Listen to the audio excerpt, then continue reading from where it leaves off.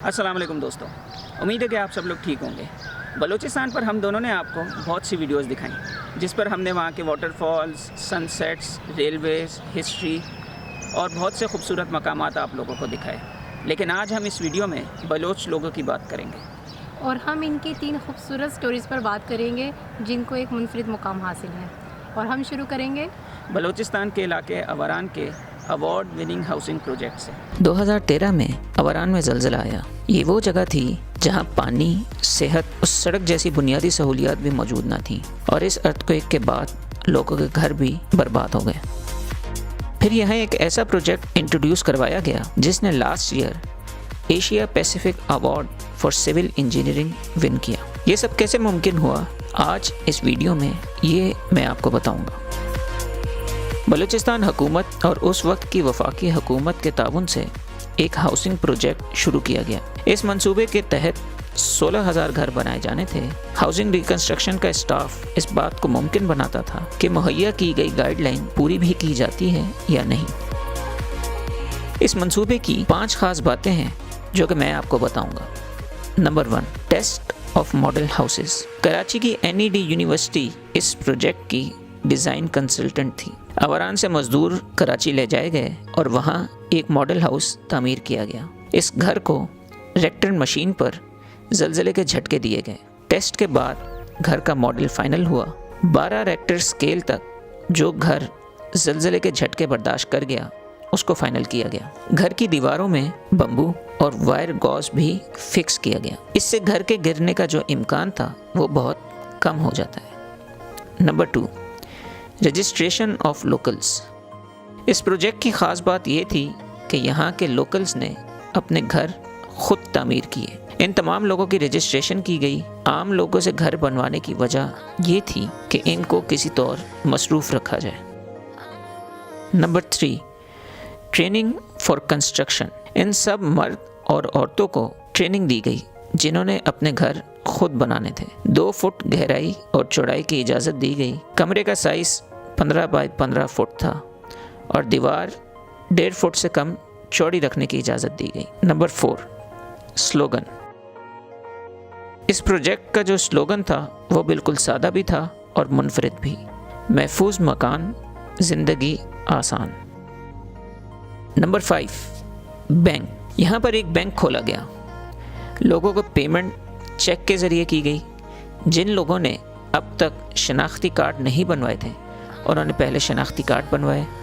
इस तरह से वो कौमी धारे में भी वापस लाए गए। इस प्रोजेक्ट की ख़ास बात ये थी कि लोगों को कारकर्दगी की बुनियाद पर चेक से पेमेंट हो रही थी। लोकल कंस्ट्रक्शन ट्रेंड्स भी इससे बेहतर हुए। ब्लॉक फैक्ट्री वजूद में आई। इस तरह 9 माह में 8,000 घर बना दिए गए। 300 घरों के लोगों को साफ़ पानी और स्कूल की सहूलत भी फराहम की गई, जो कि पार्टीशन के बाद पहली दफ़ा ऐसा हुआ था। तो ये थी अवारान की कहानी। अगली कहानी भी बहुत यूनिक है। ये बलूचिस्तान की एक खूबसूरत रिवायत है जिसका एक्सपीरियंस हमने पिछले साल किया। बलूचिस्तान खूबसूरती का देश है और अपने सकाफती विरसे की वजह से भी मकबूल है।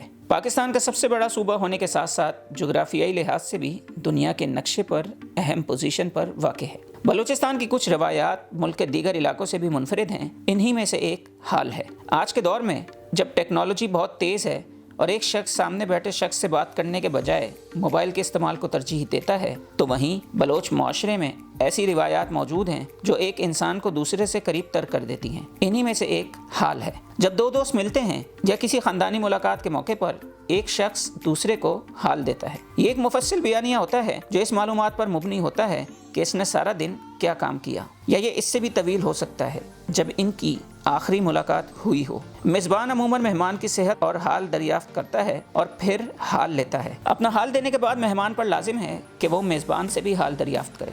कुछ कबाइल में ये रिवायत भी है कि अगर 2 में से एक भी हाल पूछना या बताना भूल जाए तो उस शख्स को एक बकरा देना पड़ता है। बलूचिस्तान की इस आखिरी कहानी में हम जिक्र करेंगे यहाँ के लोगों की मेहमान नवाजी की एक मिसाल का।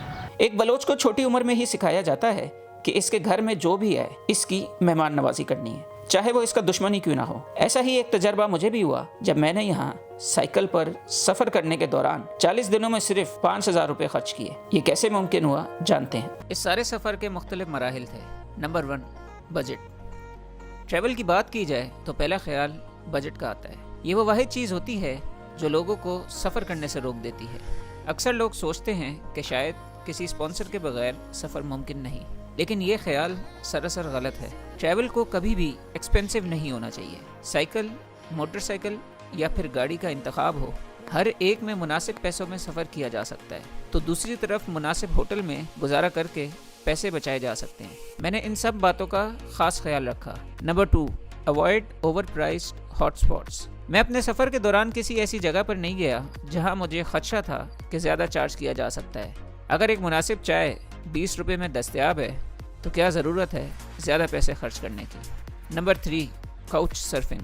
یہ تصور مغربی معاشرے میں بہت مقبول ہے، مگر بلوچستان میں مقامی افراد نے میری بہت مدد کی۔ میرا 95% سفر کا دار و مدار مقامی افراد پر تھا، 1% ہوٹل اور بقیہ 4% پولیس اور FCC کے ذمہ تھا۔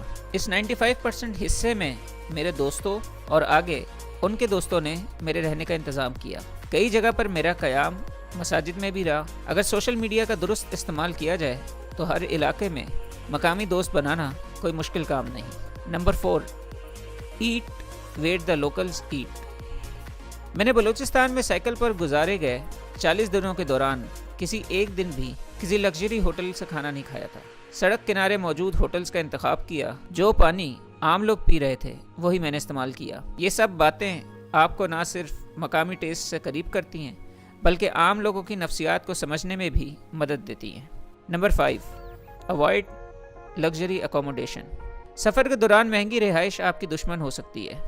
بلوچستان جیسا علاقہ ویسے ہی سستا ہے، مگر جنرل رول کے تحت پہلے 10 دنوں میں مجھے اندازہ ہو گیا تھا کہ میں کتنے پیسوں میں یہاں کا سفر مکمل کر لوں گا۔ مسجد، زمین یا کوئی عام ہوٹل، کسی بھی صورتحال کا سامنا کرنے کے لیے میں مینٹلی پریپیئر تھا۔ تو یہ تھی آج کی ویڈیو، امید ہے آپ کو پسند آئی ہوگی۔ اپنی رائے سے ضرور آگاہ کیجیے گا اور ہمارا YouTube channel Palwa down the road ضرور سبسکرائب کیجیے گا۔ اگلی ویڈیو تک کے لیے اجازت۔